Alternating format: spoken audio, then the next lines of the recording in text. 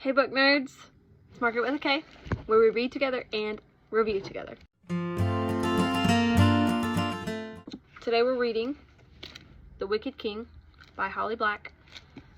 If you haven't read The Cruel Prince, do that first.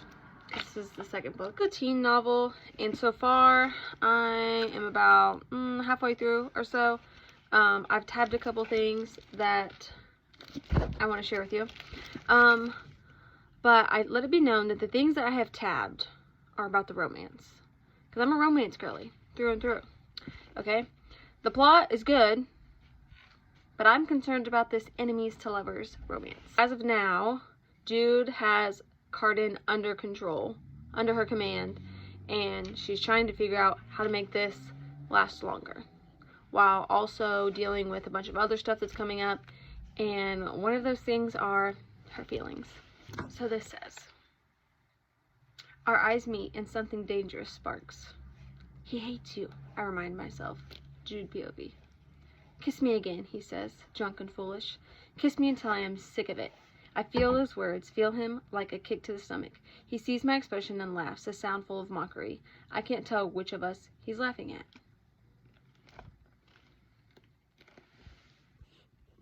So there, I'm like, okay, something's happening here. Cardan wants Jude, and I knew that from The Cruel Prince. I called it, okay? I have text receipts from my sister to prove that I called that one. So there's another key player in this. Her name's Nicasia. And Nicasia wants Cardan so bad she can't see straight. So then Nicasia and Cardan are in a conversation about something. And she said, you want to know what I did to make him raise me up? I kissed him on the mouth. And then I threatened to kiss him some more if he didn't do exactly what I wanted. Liar, she hisses. If you're such good friends, I say, why don't you ask him? Bitch, Jude is out here kicking ass and taking names, being a sassy little bitch. And I'm fucking here for it, okay? I'm here for it. So a couple times, Cardan has given Jude an order, but she's always the one who orders Cardan around. So they're finally alone for a couple seconds, and she says, give me an order again, and I will show you true shame. Locke's games will be as nothing to what I make you do. Boss ass bitch. Jude, she's something else. Okay, so a little bit further down the line, Jude's trying to get her plans into motion, and she tells Cardan that she needs him to seduce Nicasia into doing whatever bidding that she needs done, right? So then they're alone again in this little, like, intimate room, and I'm gonna read this to you. His fingers come to my chin, tilting my head so I'm looking up into his black eyes, the rage in them as hot as coals. You just think I ought to? That I can? That I'd be good at it? Very well, Jude. Tell me how it's done. Do you think she'd like it if I came to her like this? If I looked deeply into her eyes? My whole body is alert, alive with sick desire, embarrassing in its intensity. He knows. I know he knows. Probably, I say, my voice coming out a little shakily.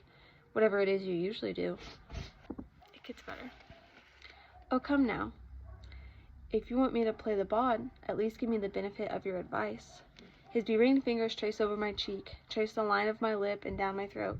I feel dizzy and overwhelmed. Should I touch her like this? I don't know, I say, but my voice betrays me. It's all wrong, high and breathless. He presses his mouth to my ear, kissing me there. His hands skim over my shoulders, making me shiver. And then like this? Is this how I ought to seduce her? I can feel his mouth shape the light words against my skin. Do you think it would work? My whole body is trembling with sensation. Yes. Then his mouth is against mine and my lips part. I close my eyes against what I'm about to do. My fingers reach up to tangle in the black curls of his hair. He doesn't kiss me as though he's angry. His kiss is soft, yearning. Everything slows, goes liquid and hot. I can barely think. I wanted this and feared it, and now that it's happening, I don't know how I will ever want anything else.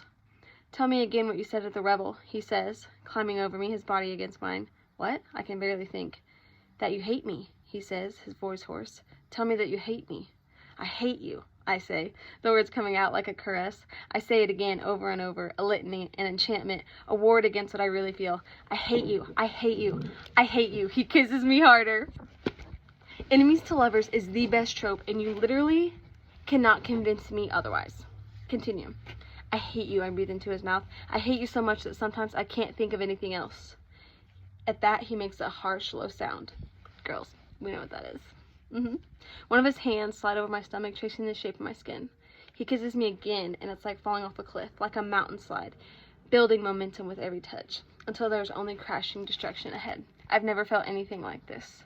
He begins to unbutton my doublet, and I try not to freeze, try not to show my inexperience. I don't want him to stop.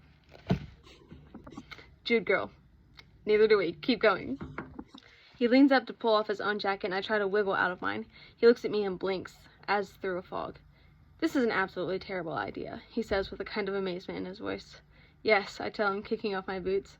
I'm wearing hose, and I don't think there's an elegant way to strip them off.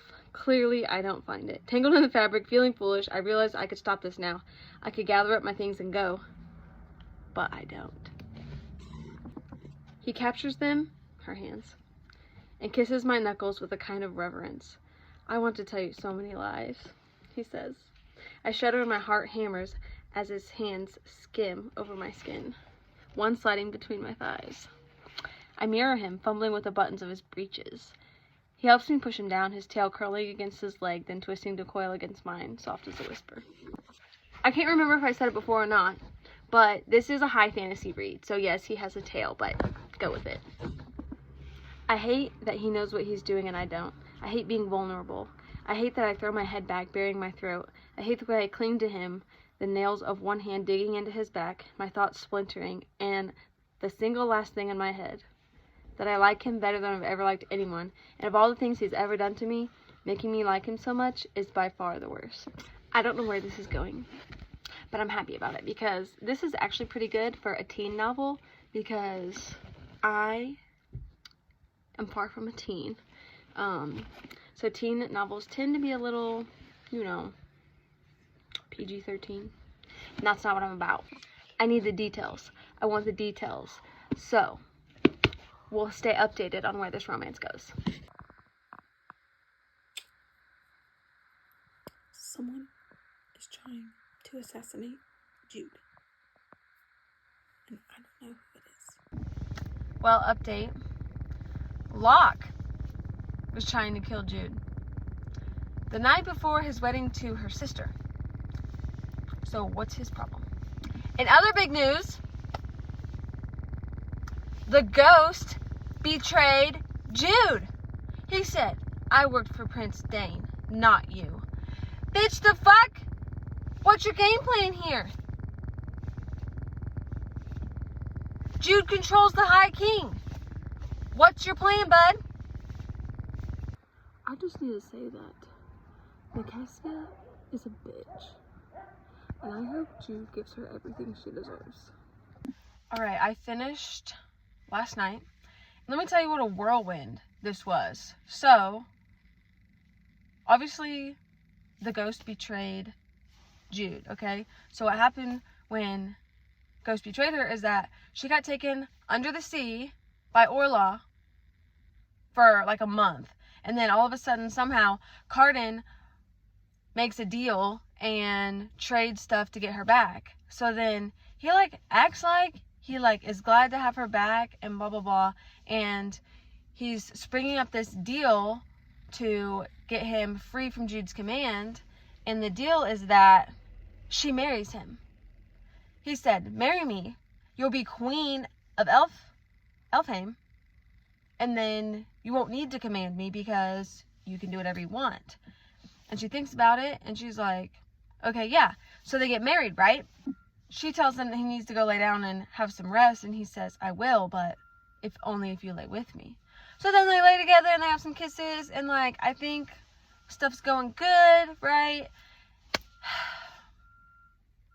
And then he banishes her to the mortal land. What the fuck? I almost forgot to mention this, but Jude's sister betrays her too. She pretends to be Jude, and she tricks Cardan, and he doesn't even know until Jude gets back from killing Baelkin.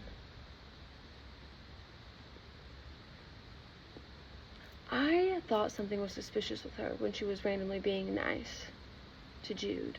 But I wasn't realizing that she was playing the long game.